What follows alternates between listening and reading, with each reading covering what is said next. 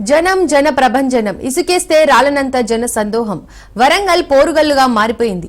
ఎల్కతుర్తి గులాబీమయమైంది. 25 ఏండ్ల బీఆర్ఎస్ సభ బాహుబలి సినిమాను తలపించింది. గులాబీ దళపతి పిలుపుతో కార్యకర్తలు తండోపతండాలుగా తరలివచ్చారు. అధినేతను చూసేందుకు పల్లె పట్టణం తేడా లేకుండా కదిలారు.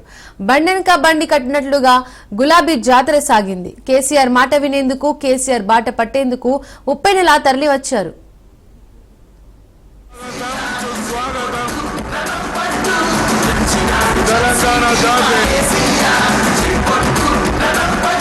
సందేశం ఇవ్వడానికి వచ్చేసినటువంటి తమ నాయకుడు కేసీఆర్ గారికి స్వాగతం. 4 కోట్ల తెలంగాణ ప్రజల ముద్దుబిడ్డ, 4 కోట్ల తెలంగాణ ప్రజల తెలంగాణ.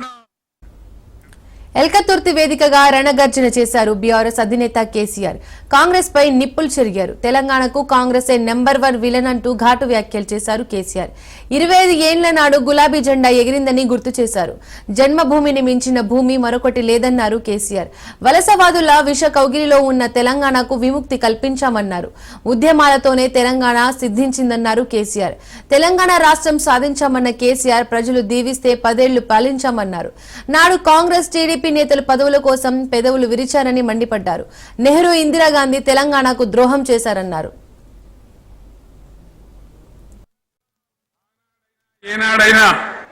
ఈనాడైనా తెలంగాణకు విలన్ నంబర్ 1 కాంగ్రెస్ పార్టీ అని మనవి చేస్తా ఉన్నా.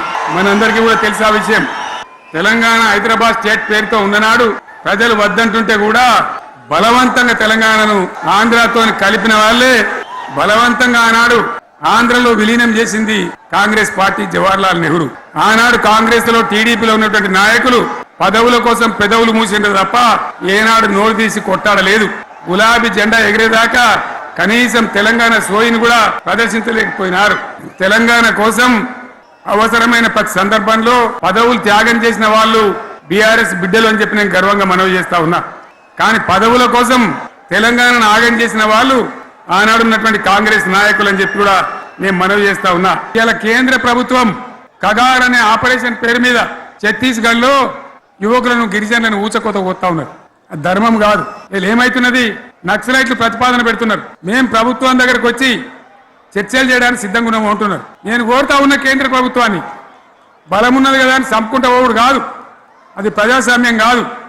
ఆపరేషన్ కగార్ వెంటనే ఆపేయండి. వాళ్ళని పిలిచి, ఆ నక్సలైట్లను పిలిచి డెమోక్రటిక్ స్పేస్ ఇచ్చి చర్చలు జరపండి. వాళ్ళు ఏం మాట్లాడతారో చూడండి. అది కూడా నల్లనా తెల్లనా దేశం ముందరికి రాని. కానీ అట్లా కాదు, మొత్తం ఏరి పారెత్తాం, కోసి పారెత్తాం, నరికి పారెత్తాం అంటే మిలిటరీ ఉన్నది మీ దగ్గర కొడతారు. కానీ ప్రజాస్వామ్యం అనిపించుకోదు.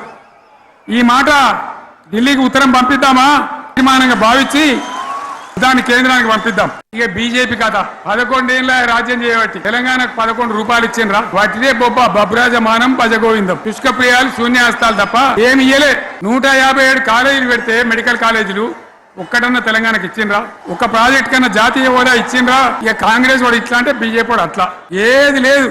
ఉల్టా మనయే ఖమ్మంలో 7 మండలాలు గుంజుకున్నారు, సీలేరు ప్రాజెక్టు గుంజుకున్నారు. నరేంద్ర మోడీ మాట్లాడతాడు, ఏం మాట్లాడతాడు, తెలంగాణ వచ్చిందిరా అని తెలంగాణలో సంతోషపడితే తల్లిని చంపి బిడ్డను బతికిచ్చిండ్రు అంటాడు. ఎన్నోసార్లు అంటాడు, ఒకసారి కాదు. మరి కాంగ్రెస్ వచ్చి ఏడాది అర్థమాయి, మరి ఏం మాయ రోగం వచ్చే, ఏం బీమార్ వచ్చే, ఏమేమి చెప్పిరి, ఎన్నెన్ని చెప్పిరి, మీకు కావాల్సింది ఇదే కదా చెప్తా. ఇక వరుస బట్టి గోల్మాల్ దింపుట్ల కాంగ్రెస్ ను మించిన వాళ్ళు లేడు, అబద్ధాలు చెప్పుట్ల కాంగ్రెస్ ను మించిన వాళ్ళు లేడు.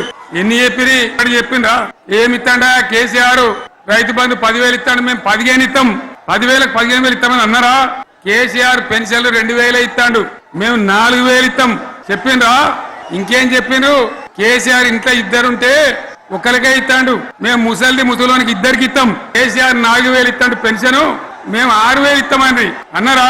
ఇక చదువుకునే ఆడిపోరగాళ్ళకు స్కూటీలు కొనిస్తామని కొనిచ్చారా? అన్నారైతే అన్నారు కదా. విద్యార్థులకేమో విద్యా కార్డు ఇస్తామని, 5 లక్షల గ్యారంటీ కార్డు, బ్యాంక్ కార్డు ఇస్తామని ఎన్ని మాటలు చెప్పారు. ఇక ఉరుకురి ఒకరినుకోడు ఉరుకురి 2 లక్షల లోన్ తెచ్చుకొని డిసెంబర్ 9 నాడే కథం, ఒక కలంపోటుతోనే కథం. మరి చేసిండ్రా? చెయ్యలే. కళ్యాణ లక్ష్మి కేసీఆర్ 1,00,000 రూపాయలు ఇస్తాడు, మేము వస్తే తులం బంగారం కూడా కల్పిస్తామని అన్నారా? ఏమన్నా నత్తందా? ఇక హామీలు ఇచ్చుడు కాదు, పెద్ద పెద్ద బుక్కులు వంచి ఊరూరికి వంచారు. సిగ్గులేక ఊళ్ళ పంట తిరిగి బాండ్ పేపర్లు రాసిచ్చారు. బాండ్ పేపర్లు మేము కింటాలకు 500 బోనస్ ఇస్తాం, మక్కలకి ఇస్తాం, వడ్లకి ఇస్తాం, ప్రతి పంటకి ఇస్తాం. వీటితోని ఒక 420 హామీలు చెప్పారు. అలా నోటికి మొక్కాలి. మాది పేద పార్టీ, 120 ఏళ్ళ అనుభవం ఉన్న పార్టీ, మమ్మల్ని మించిన సిపాయిలు లేరు అని ఒకటి జబ్బలు తరిచే, ఒకటి మెడలు తరిచే డైలాగులు కొట్టి మేము ఇచ్చేస్తామన్నారు. ఇచ్చిండ్రా? ఇయ్యలే. ఇన్ని మాటలు చెప్పి ప్రజల్ని ఏమార్చింది. ఒక ఉచిత బస్ అని పెడితే అది జుట్లు పట్టుకొని కొట్టుకుంటానికి మనకత్తాను తప్ప ఏమైనా ఉపయోగపడ్డది లేదు. ఆ మహిళలు అంటారు మాకు ఎందుకు ఉచిత బస్ దరిద్రం, మాకు అవసరమే లేదు అంటారు. మాట్లాడితే బీఆర్ఎస్ వాళ్ళ మీద నింద, మాట్లాడితే కేసీఆర్ మీద నింద. ఇది ఒక అలవాటు చేసుకొని ఎవరికి నోరుంటే వాంతే లెక్క అనే పద్ధతిలో మాటలు మాట్లాడుతూ ఈ కాంగ్రెస్ నయవంచక ప్రభుత్వం సంక్షేమంలో ఫెయిల్, మంచినీళ్లలో ఫెయిల్, పొలాలకు నీళ్ళు ఇవ్వడంలో, సాగు నీళ్లలో ఫెయిల్, కరెంటు సరఫరాలో ఫెయిల్, రైతు బంధులో ఫెయిల్, విత్తనాలు ఎరువులు సరఫరాలో ఫెయిలేనా?